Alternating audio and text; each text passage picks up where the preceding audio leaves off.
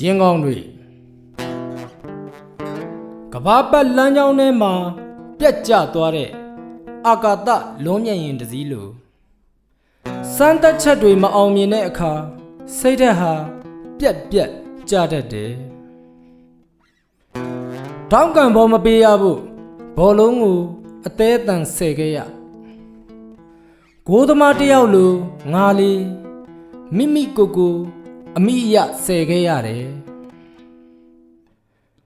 ကိုယ်တိုင်ကသူတော်စင်မဖြစ်လို့ပေမဲ့သူတော်ကောင်းတွေချင်းကပ်သူတော်ကောင်းတရားတွေနာခဲ့ရတယ်ငါတို့ဟာလောက်လန်းများပမာ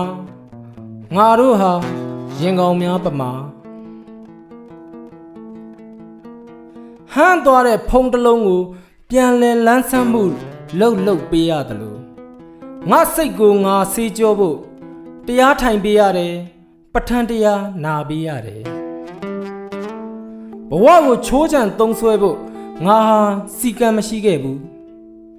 ထိခိုက်ပွန်ရှာလို့တဲ့နှလုံးသားကလည်းအရှုပ်ထဲမှာရှင်းအောင်မနေနိုင်ခဲ့ဘူး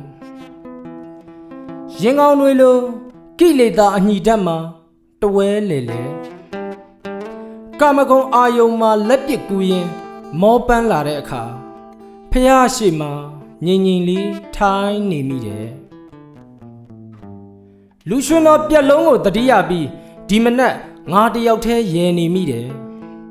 ကိလေသာတော့ပယ်လိုက်ပြီကွာတဏှာပဲကြံတော့တယ်ကွခတ်တီရန်ကုန်မြို့ပေါ်မှကြောက်ကြီးများ